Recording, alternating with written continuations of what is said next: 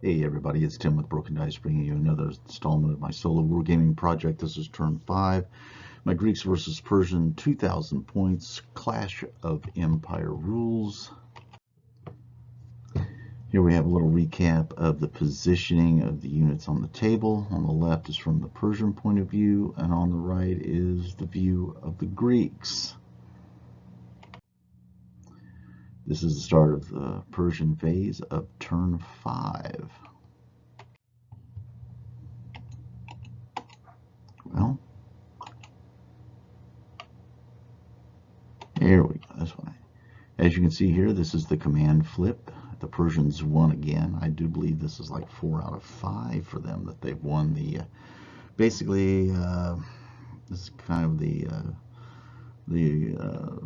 example of like winning the initiative, getting your orders out to your troops first. Okay, so the Persians won that again. Here are their command cards. Again, just to recap, we go in descending order. Obviously, the Queen has the advantage with a single rider at the top left. Then we go over to the Camel Riders with a Jack, medium cavalry with a 9, and then your subsequent infantries that have the 6, 5, 3, and 2. Well, the Horse Archers have a 3. And this basically is just for moving when you get into combat phases and shooting. It normally just kind of takes care of itself. Okay, not much went on in the shooting phase for the Persians. We can go over this. Both spare bar units shot at the Greek infantry in front of them and only did 1 damage. The Iranian archers, they did absolutely no damage. The horse archers, on the other hand, because of the fact they're shooting into the right side of the unprotected side of the phalanx, then they were able to do 2 damage. And the Camel Riders, they did no damage at all. In the combat phase, or basically moving the chargers and stuff, I just lumped this in with the combat phase because this is about as close as the Persians got to it. They charged the javelin men of the Greeks. The Greeks tried to do a evade and fire, or fire and evade, and they did no damage and weren't able to outpace their pursuers, and therefore they were destroyed. And here we have at the end, really basically, of the Persian phase, you see all the shooting that's taken place.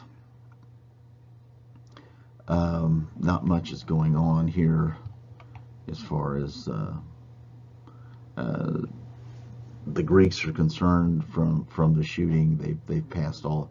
They've not really had to take any sort of morale test because the Persians have been able to do enough significant damage to cause that. Okay, so here we see at the end of the Persian turn, basically, and the beginning of the Greeks. This is more of where I think maybe this slide should have come a little bit earlier, where it shows before the 2 Greek units move.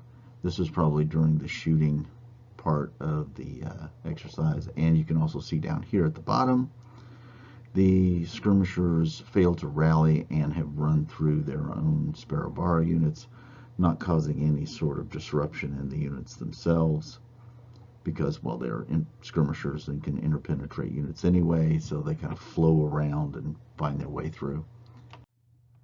The end of the Persian phase, turn 5, and the beginning of the Greek phase of turn 5.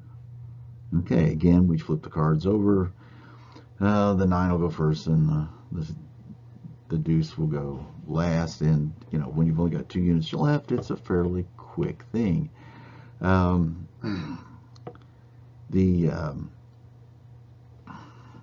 there's one thing I wanted to bring up, was supporting fire. I messed this up again. I wanted to talk about, it was right here, between these 2 units right here, we're going to talk about supporting fire. If a unit that can shoot is within 10 centimeters of a unit that's being charged, and has line of sight to the target, can add its fire for support. And that's what happens here.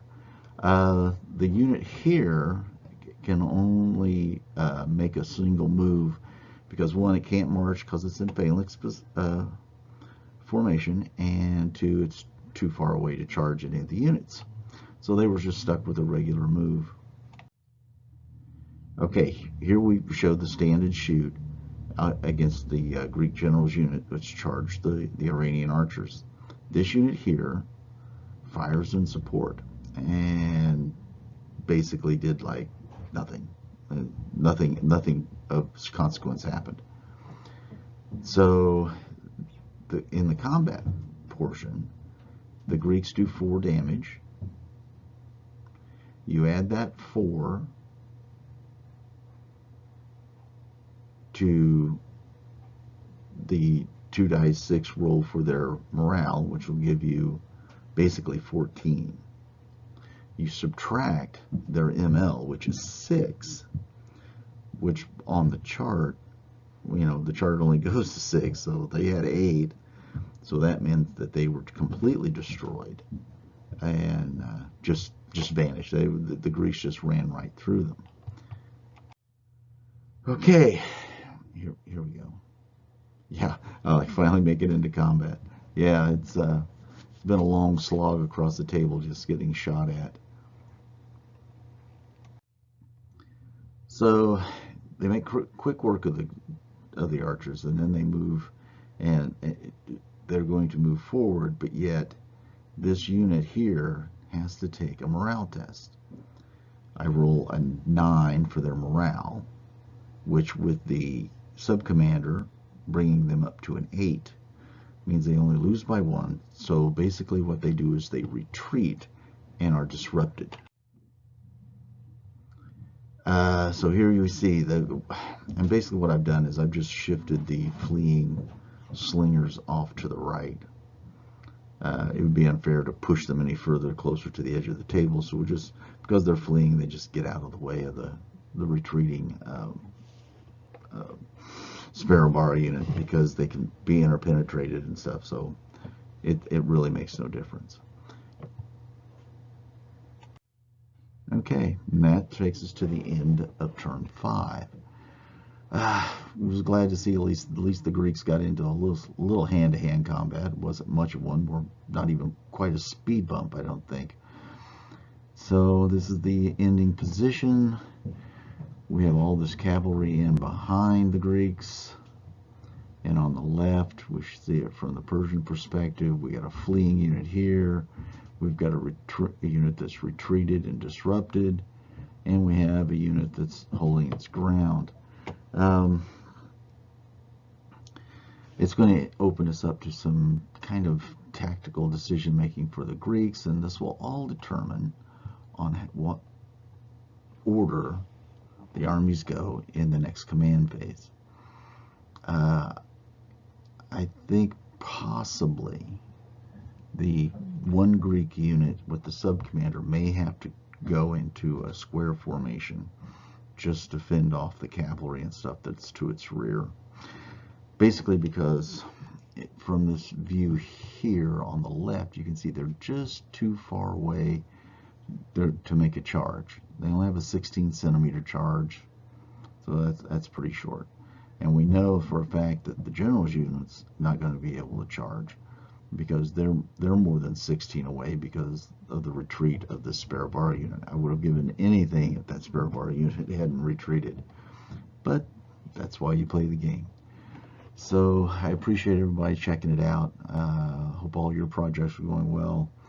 If you guys are doing any solo wargaming to pass the time while you're sequestered in your homes, I would like to know what you guys have got going on. Subscribe, leave a comment, let me know what you think. We will talk at you next time, and hope all of you stay safe and stay well.